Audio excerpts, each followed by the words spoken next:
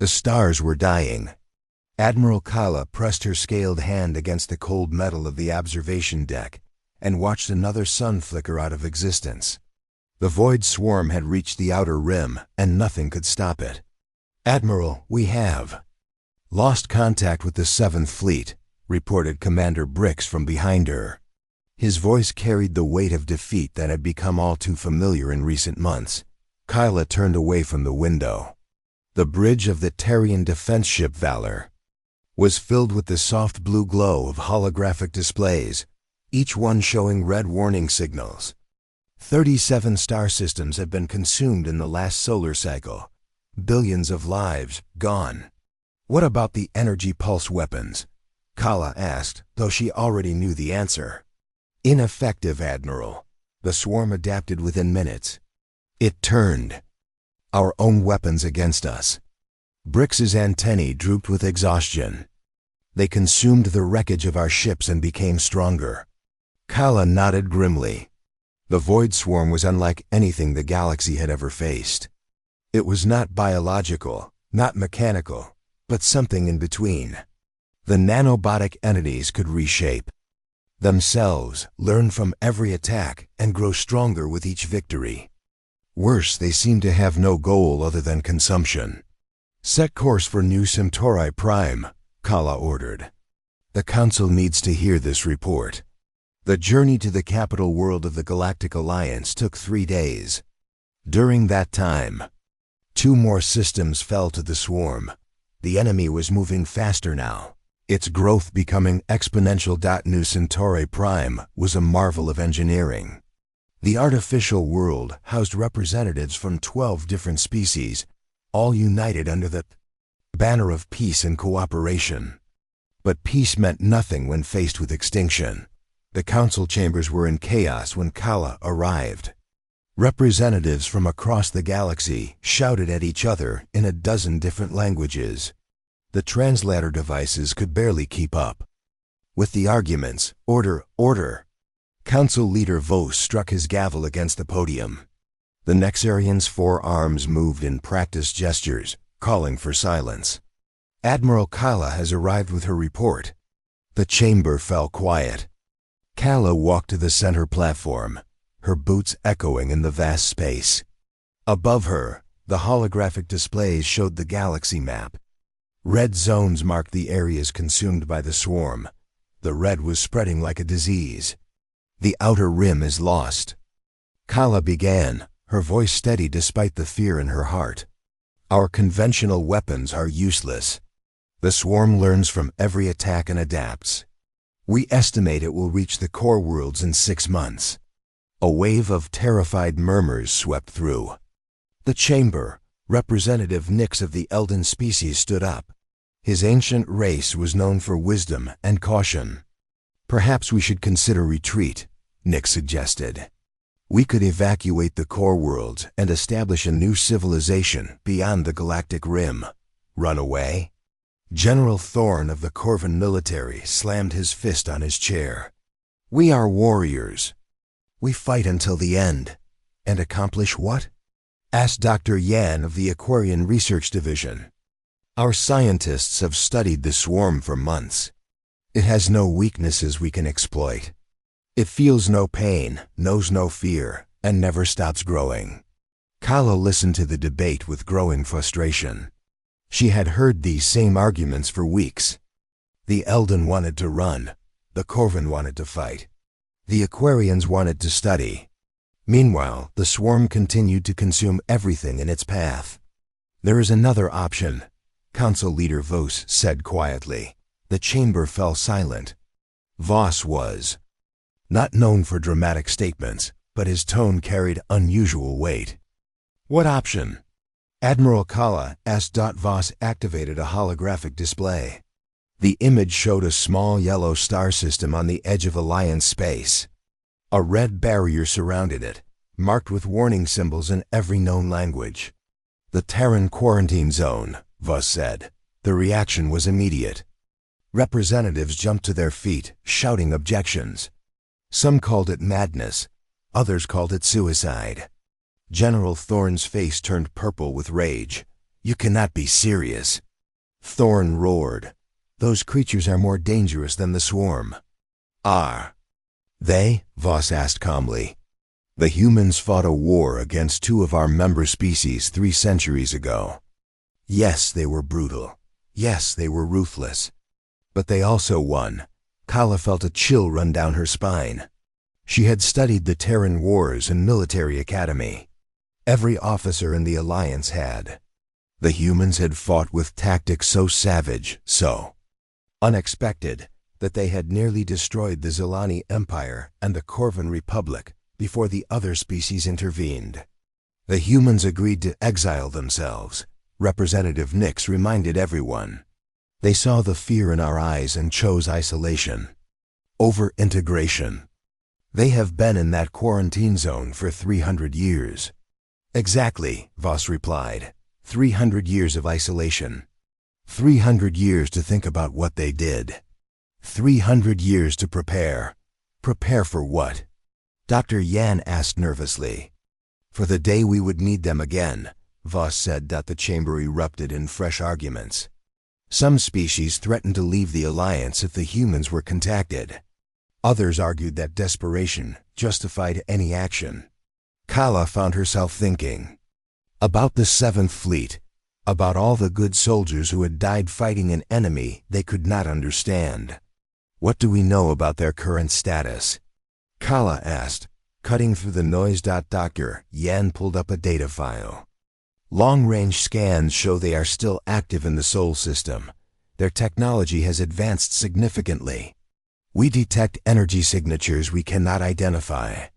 They could be dead, General Thorne suggested hopefully. 300 years is a long time. Or they could be something much worse than when we left them, Representative Nix added. Kala stared at the holographic display of the quarantine zone. The humans had terrified the galaxy once before. They had fought with such intensity, such creativity, that even their allies had turned against them. But they had also been effective. The swarm has consumed 37 systems, Kala said slowly. It shows no signs of slowing down. Our weapons are useless. Our strategies fail. We are facing extinction. She turned to face the council. I have seen what the swarm does to worlds. It does not kill quickly. It breaks down matter at the molecular level, turning everything into more of itself. Planets become gray dust, stars burn out, life itself ceases to exist. The chamber was quiet now. Everyone knew the reports. Everyone had seen the images.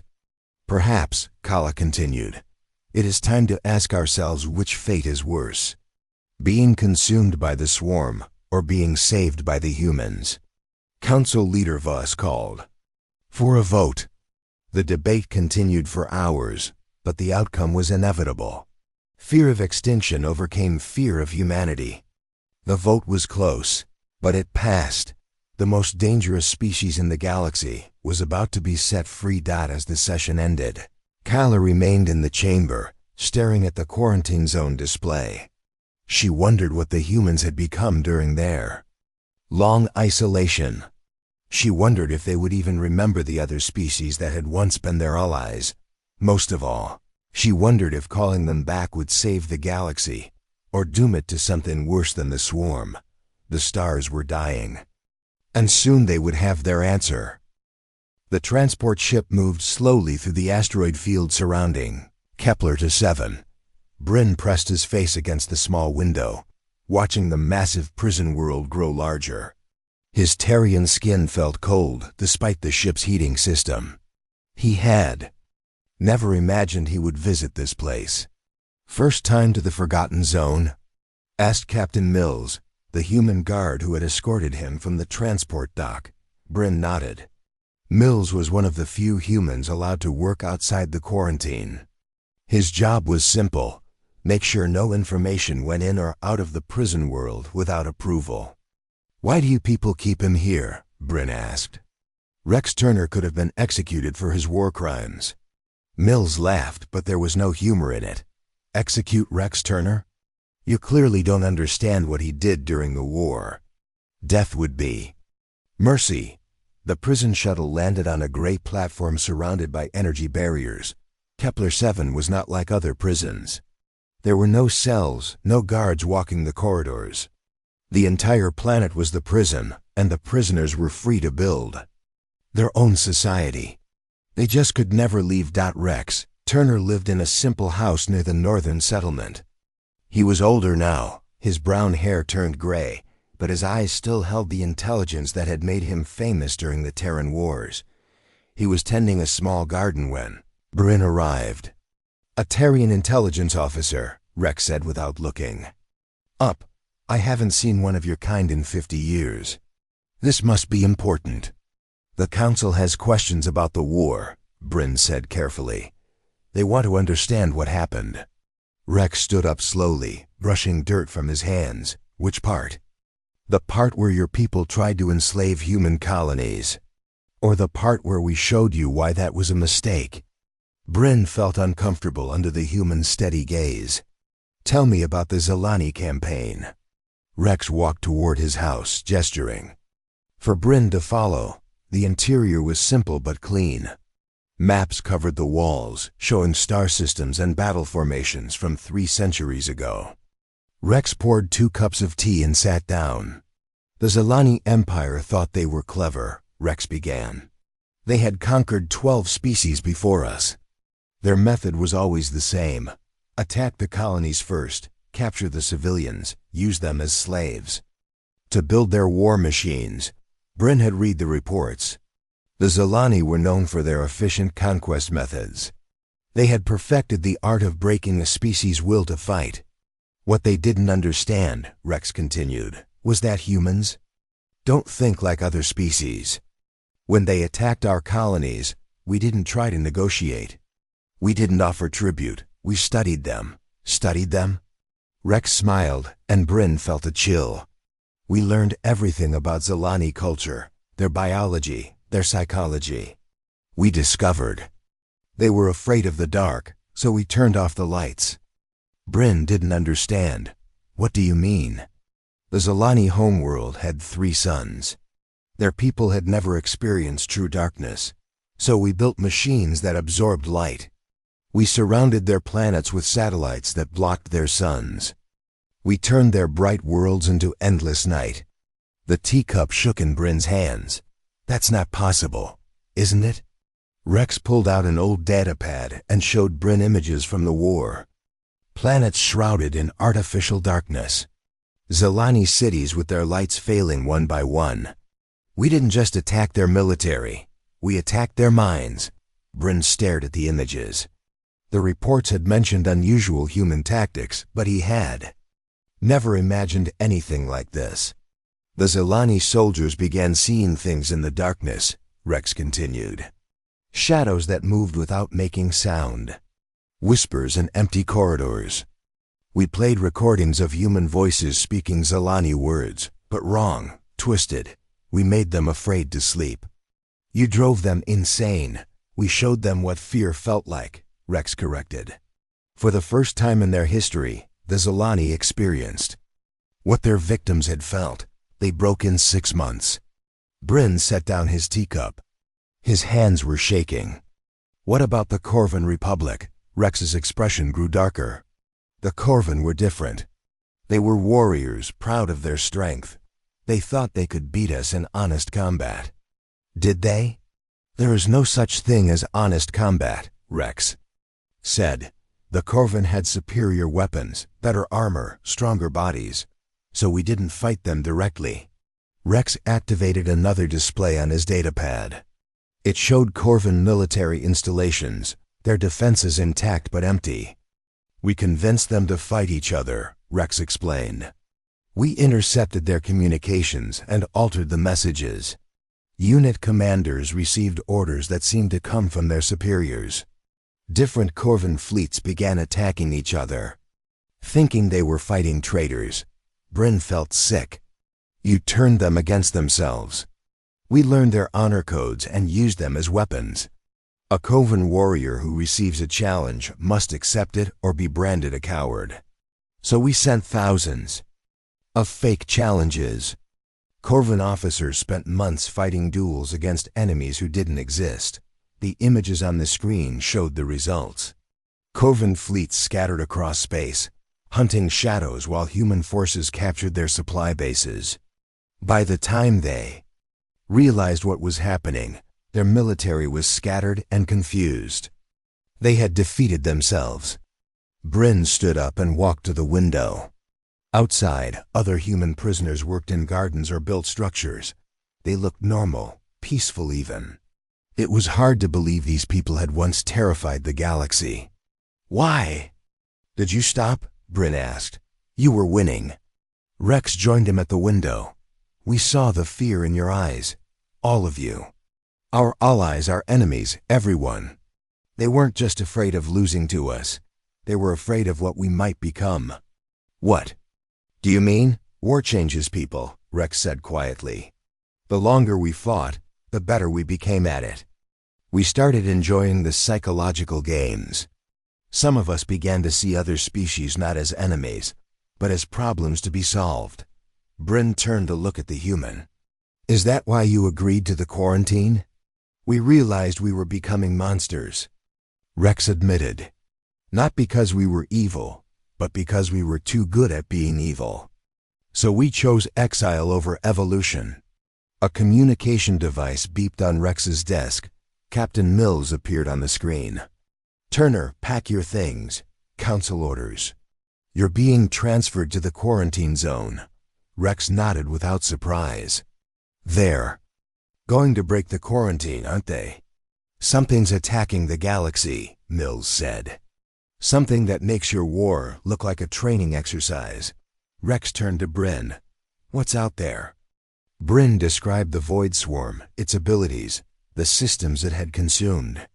Rex listened without interruption, his expression growing more serious with each detail. Nanobotic entities that adapt to everything, Rex mused. Self-replicating, learning, growing stronger with each victory. He looked at Bryn with those intelligent eyes. You know what the worst part is? What? That sounds exactly like the kind of enemy we were designed to fight. Rex packed quickly, taking only a few personal items. As they prepared to leave, he turned to Bryn one last time. You asked why we stopped fighting. Here's what you need to understand. We didn't stop because we lost. We stopped because we were afraid of winning. But now you're bringing us back, and we've had 300 years to think about what winning really means. The transport ship lifted off from Kepler-7, carrying Rex Turner toward a reunion with his own species. Bryn watched the prison world disappear and wondered if the galaxy had just made the biggest mistake in its history. The quarantine barriers around the Sol system flickered and died. Admiral Kala watched from the bridge of the Ascendant as the ancient energy fields that had contained humanity for 3 centuries finally shut down. The silence on the bridge was complete. Everyone knew they were witnessing history. Long-range sensors are picking up movement, reported Lieutenant Cole, his voice barely above a whisper. Something's coming out of the inner system. The main display showed a small dot moving toward them. As it grew larger, the bridge crew began to murmur in confusion. The approaching ship looked nothing like the human vessels from 300 years ago. It was sleek, almost organic in appearance, with surfaces that seemed to shift and flow. Like living tissue. Admiral, we're receiving a transmission, the communications officer announced. Put it through. The holographic display activated, showing a woman in her middle years. Her hair was gray, her face lined with age, but her eyes held a sharpness that reminded Kala of predators. She wore a simple uniform with no decorations except for a small pin shaped like Earth. I am Ambassador Lisa Stone, speaking for the United Earth government, the woman said. Her voice was calm, but carried an edge of authority. I understand you have a problem. Admiral Kala stepped forward. Ambassador Stone, I am Admiral Kala of the Terrian Defense Fleet. The Galactic Alliance requests your assistance against a threat to all life in the galaxy. Lisa Stone smiled, but it was not a friendly expression. All life in the galaxy. How interesting. 300 years ago, the Alliance decided that human life was too dangerous to exist alongside other species. Now you come asking for help. The tension on the bridge was thick enough to cut. Kala had expected hostility, but something about the human ambassador's calm demeanor was more unsettling than anger would have been. "We understand your feelings," Kala said carefully, "but the situation is desperate. The Void Swarm has consumed 39 systems.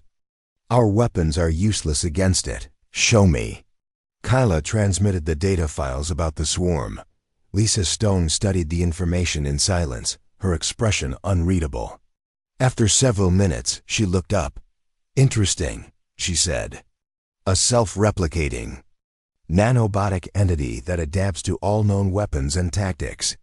It learns from each encounter and becomes stronger." "Yes, I can see why you're having trouble. Will you help us?"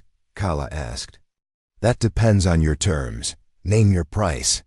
Lisa Stone's smile grew wider. "Complete operational control. No Alliance interference in our methods. No questions about our tactics. And full pardons for all actions taken during the previous war." The request was shocking. General Thorne, who had joined the meeting via hologram, turned purple with rage. "Absolutely not. We cannot give you unlimited authority."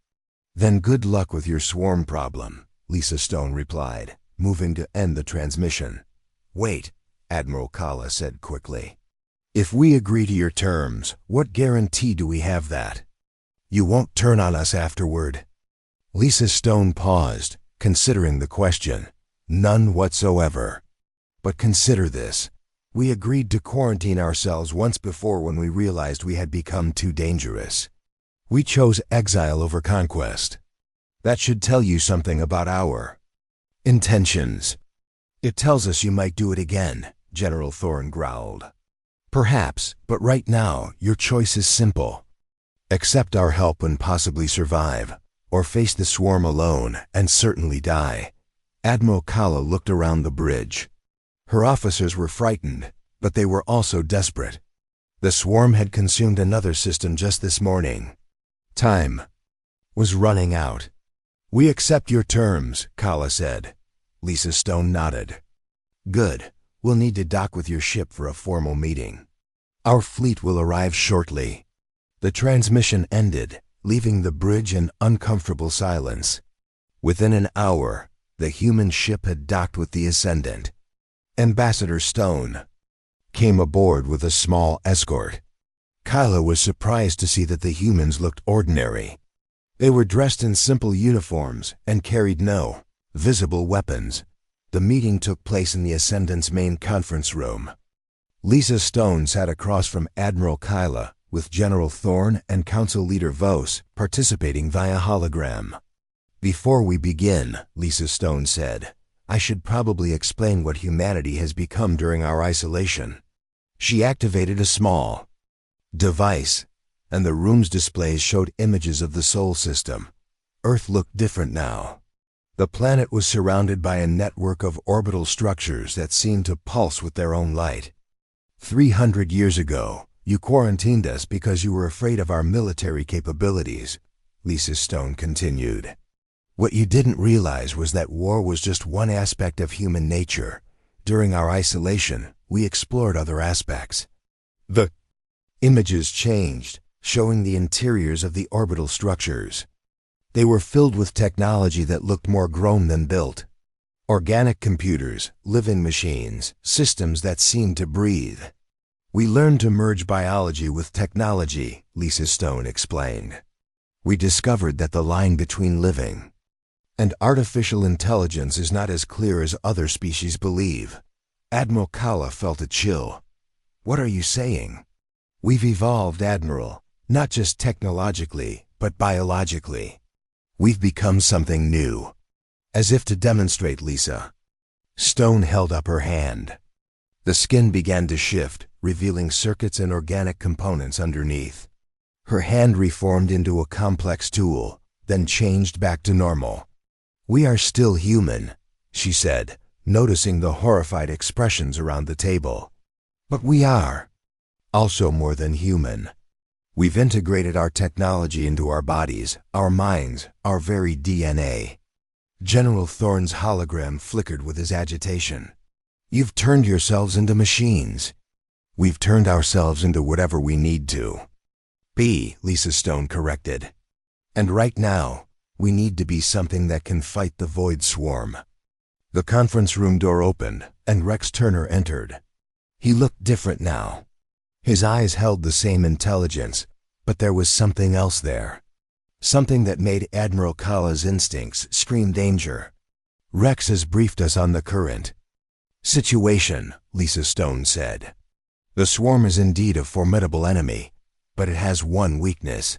What weakness? Admiral Kala asked. It thinks like a machine. It adapts, learns, and evolves, but it follows predictable patterns. It cannot truly understand biological thought processes. Lisa Stone stood up and walked to the window overlooking space. In the distance, more human ships were approaching. They moved in formation, but their movement seemed almost alive. The swarm can adapt to any weapon, any tactic, any strategy that follows logical patterns, she continued. But humans have never been entirely logical. We think with our emotions, our instincts, our dreams. We are chaos wearing the mask of order. Admiral Kala joined her at the window. The approaching human fleet was unlike anything she had ever seen. The ships seemed to shift and change as they moved, their hulls flowing like liquid metal. Those ships, Kala whispered. They're alive. Yes, Lisa Stone confirmed. We grew them rather than built them. Each ship has its own consciousness, its own personality. They think and feel and dream. The swarm will not be able to predict their behavior because they are not truly predictable. More ships appeared, emerging from the depths of space. Dozens, then hundreds, then thousands. Each one was unique, each one alive in its own way. How many? Admiral Kala asked. Enough, Lisa Stone replied. We've spent 300 years preparing for this day. We knew that eventually, the galaxy would face a threat that only we could handle. General Thorne's hologram reappeared. And what happens after you defeat the swarm? What stops you from conquering the galaxy yourselves? Lisa Stone turned to face him. The same thing that stopped us before. We may have evolved, General, but we are still human. We still remember what it means to go too far. Rex Turner spoke. For the first time since entering the room, the question isn't whether we can defeat the swarm. The question is whether the galaxy will be able to live with the methods we use to do it. Admiral Kala looked out at the growing human fleet and wondered if they had just saved the galaxy or doomed it to something worse than the swarm. But as another system fell to the enemy, she realized it no longer mattered. They had made their choice. The most dangerous species in the galaxy was going to war. The Kepler system was dying. Admiral Kala watched from the Ascendance Bridge as the Void Swarm consumed the last remaining planet. The nanobotic entities moved like a gray cloud, breaking down matter at the molecular level and turning everything into more of themselves. Human fleet is approaching the combat zone, reported Lieutenant Cole. His voice carried a mixture of hope and fear. Commander Jack Rivers had arrived 3 hours ago with the first wave of human ships. Kala had expected him to attack immediately, but instead, the human fleet had taken position at the edge of the system and simply watched. What are they waiting for? General Thorne demanded through the communication link. The swarm is right there. Jack Rivers appeared on the main display. He looked human enough, but his eyes held the same unsettling intelligence that Kala had noticed in all the evolved humans. His skin had a faint metallic sheen, and when he moved, his movements seemed too fluid for normal biology. We're studying them, Rivers said calmly. The swarm isn't just consuming matter. It's trying to understand it. Understand what? Admiral Kala asked. Everything. The swarm is not from this galaxy. It's learning about our physics, our chemistry, our way of existence. It's like a child exploring a new toy. On the display, the swarm had finished consuming the planet and was now moving toward the system's star. The nanobotic entities surrounded the burning sphere, and slowly, the star began to dim. "It's killing the star," Lieutenant Cole whispered. "No," Rivers corrected. "It's learning how stars work. Watch." The star flickered and went out completely. For a moment, the system was dark. Then impossibly, the star reignited. But it was different. Now the light was colder, and strange patterns moved across its surface. "The swarm has turned the star into a processing unit," Rivers explained. "It's using stellar fusion to power its computations. Very efficient, actually." Admiral Kala felt sick. "How do we fight something like that?" "We don't fight it," Rivers said. "We talk to it." The human fleet began to move. But instead of attacking, the ships arranged themselves in complex patterns around the swarm. Each ship pulsed with different colors of light, creating a vast display that could be seen across the entire system. "You're trying to communicate with it?" General Thorne sounded horrified. "The swarm is intelligent," Rivers replied. "It's just not intelligent in the way we understand. It thinks in patterns, in mathematics, in pure logic. So we're speaking its language." The lights from the human ships created increasingly complex patterns. Mathematical sequences, chemical formulas, physical constants. The swarm responded by changing its own configuration, forming geometric shapes that mirrored the human display. "It's working," Rivers said with satisfaction. "It's trying to communicate back." For several hours, a strange conversation continued. The human ships and the swarm exchanged increasingly complex patterns of light and movement.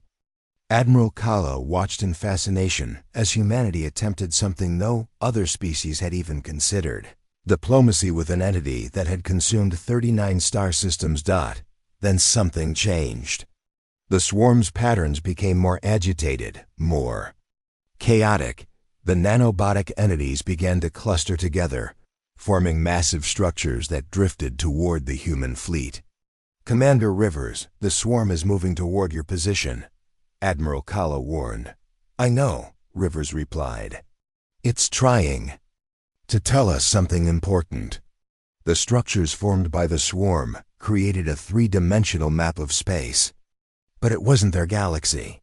It showed a different spiral of stars, one that was dark and empty. That's where it came from, Rivers realized. Its home galaxy. More patterns emerged. The map showed the dark galaxy being consumed by something else. Something that moved between the stars like a living shadow. The swarm's home had been destroyed by an enemy so vast that entire civilizations had been erased without trace. "The swarm isn't an invader," Rivers said quietly. "It's a refugee." Admiral Kala stared at the display. "Are you saying it's running from something?" "Something that destroyed its entire galaxy. The swarm came here looking for a new home, but it doesn't understand that this galaxy is already occupied. To it, we're just complex patterns of matter to be studied and cataloged." The communication attempts seemed to be succeeding. The swarm's movements became less aggressive, more curious. It was learning that the galaxy contained intelligent life, not just resources to be consumed. But then everything went wrong. The space between the stars began to darken. Not the normal darkness of vacuum, but something deeper, something that seemed to absorb light itself. The temperature readings across the system began to drop rapidly. "What's happening?" Admiral Kala demanded. Rivers' expression had changed from curiosity to horror. It followed them. The thing that destroyed their galaxy. It followed the swarm here. The darkness spread, and from within it, shapes began to emerge. They were enormous, larger than planets, and they moved with purpose. Unlike the swarm's nanobotic entities, these things were clearly hostile. They radiated cold and hunger on a cosmic scale. "The Devourers," Rivers whispered. "That's what the swarm calls them. They don't just consume matter. They consume existence itself." The swarm's behavior changed instantly. The nanobotic entities abandoned their communication attempts and began to form defensive patterns. But Admiral Kala could see it was hopeless. The swarm had been running from these things across the void between galaxies, and now they had been found. "Commander Rivers, we need to evacuate the system," Admiral Kala said urgently. "No," Rivers replied. "If we run now, the Devourers will follow us to the core worlds. This is where we make our stand." The human fleet began to change. The living ships that had seemed strange before now revealed their true nature. They weren't just alive. They were designed for this exact situation. The hulls flowed and shifted, revealing weapons that seemed to bend reality around them. "How long have you known?" Admiral Kala asked. "We've been watching the void between galaxies for 300 years, Rivers admitted. "We knew something was coming. The swarm was just the first wave." The human ships moved to join the swarm's defensive formation. For the first time in galactic history, two completely different forms of intelligence were working together against a common enemy. But as the Devourers drew closer, Admiral Kala realized that even the combined might of humanity and the swarm might not be enough. These entities had destroyed entire galaxies. What chance did one star system have against them? "There is a way," Rivers said, as if reading her thoughts. "But you're not going to like it." "What way?" Rivers turned to look at her directly. His eyes were no longer entirely human. They held depths that seemed to contain entire universes. "We become them," he said. "We become what this galaxy needs to survive." The human ships began to glow with an inner light. But it wasn't just the ships. The humans inside them were changing too, their biotechnological evolution accelerating at an impossible rate. Admiral Kala watched in horror and awe as humanity prepared to transform into something that could fight entities capable of devouring galaxies. She realized that the galaxy's salvation would come at a price no one had imagined. The war for existence itself was about to begin. The darkness between stars was no longer empty. Admiral Kala watched from the Ascendance Bridge as the Devourers emerged from the void, their forms so vast that her mind struggled to process their size. Each entity was larger than most moons, and they moved with the slow inevitability of cosmic forces. "Energy readings are off the scale," Lieutenant Cole reported, his voice shaking. "These things are generating gravitational fields that shouldn't be possible." Commander Jack Rivers appeared on the main display. His transformation had accelerated beyond recognition.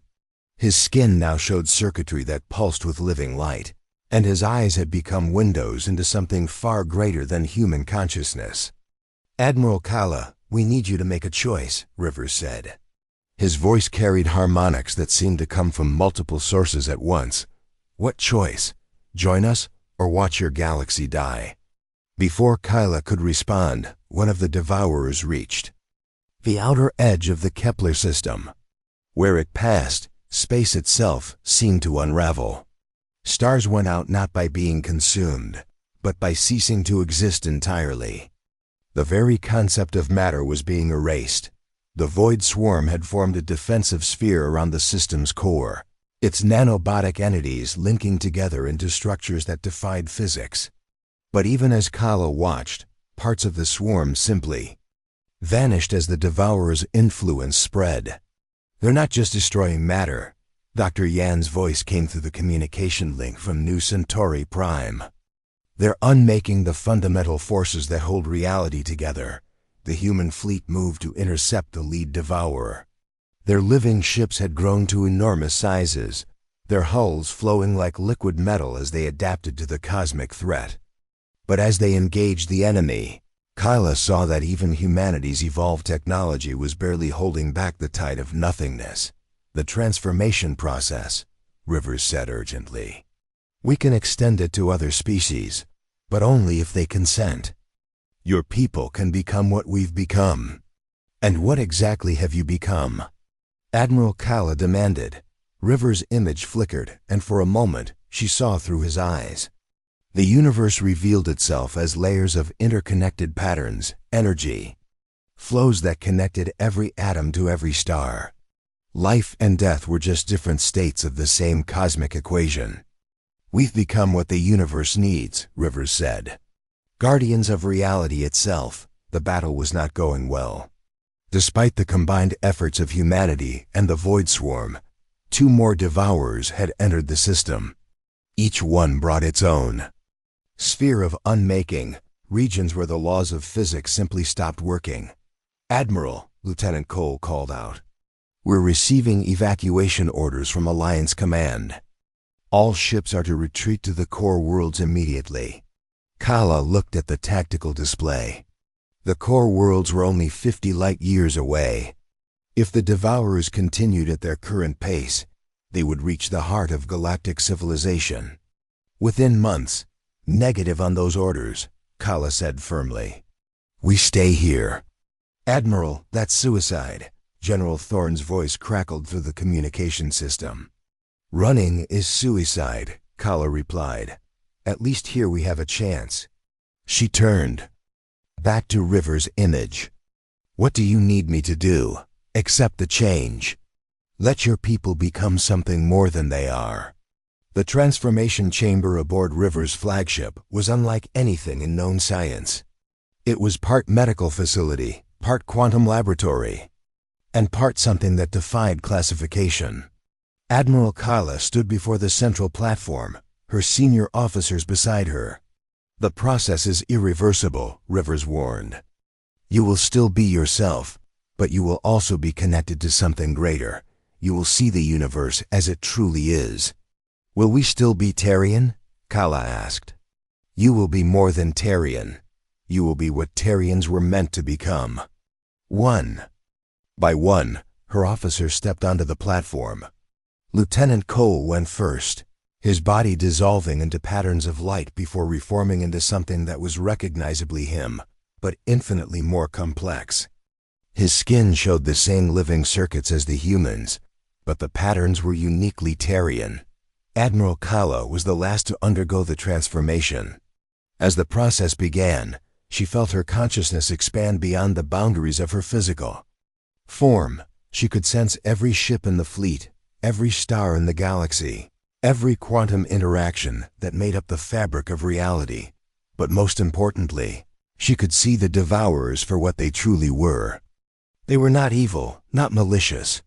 They were a natural force, like entropy or gravity, designed to reset universes that had grown too complex, too chaotic. They were cosmic janitors, cleaning up realities that had outlived their purpose. "But this universe isn't ready to end," Rivers said, his thoughts now directly connected to hers. "There's still too much potential, too much beauty left to create." The transformed fleet moved as one entity with billions of individual minds. Human ships merged with Terrian vessels, their living hulls flowing together to create something entirely new. The Void Swarm joined the fusion, its nanobotic entities integrating with the biotechnological hybrid ships. What emerged was a single massive organism that spanned the entire Kepler system. It was part machine, part biology, part pure thought. It was every species that had chosen to transform, united in a single purpose. The Devourers paused in their advance. For the first time in cosmic history, they had encountered something they couldn't simply unmake. The hybrid entity existed on multiple levels of reality simultaneously. It was physical matter, quantum information, and conscious thought all at once. Communication between the two cosmic forces was immediate and direct. The hybrid entity showed the Devourers what the galaxy contained: trillions of lives, countless civilizations, infinite potential for growth and beauty. The Devourers shared their perspective, the need for cosmic balance, the danger of uncontrolled growth, the purpose they served in the greater structure of existence. A bargain was struck. The galaxy would be allowed to continue, but under new management. The hybrid entity would serve as its guardians, ensuring that the civilizations within it developed responsibly. In return, When the time came for this universe to end naturally, there would be no resistance. The Devourers withdrew into the darkness between galaxies, their cosmic duty postponed, but not forgotten. The hybrid entity began to separate back into its component parts, but the connections remained. Every transformed being could still sense the others, creating a network of consciousness that spanned space and time. Admiral Kyla found herself back on the bridge of the Ascendant. But the ship was different now. It was alive, responsive to her thoughts and emotions. Her crew looked human and Terrian, but their eyes held the depth of cosmic understanding. What happens now? She asked Rivers, who appeared beside her in person for the first time since the transformation. Now we explore, he said simply. The universe is vast, and there are other galaxies out there. Some may need our help. Others may pose threats we haven't imagined yet. And the Alliance? Rivers smiled, and in that expression, Kala saw both the man he had been and the cosmic entity he had become. They have a choice. They can join us in our expansion beyond this galaxy, or they can remain here under our protection. Either way, they'll be safe. Through the network of connected consciousness, Kala could sense the other transformed beings spreading throughout the galaxy. Some had chosen to remain near their home worlds, serving as guardians and guides. Others were already preparing for journeys to distant galaxies, ready to face whatever cosmic threats awaited. The most dangerous species in the galaxy had become something even more dangerous, the guardians of reality itself. And for the first time since the crisis began, Admiral Kyla felt truly hopeful about the future.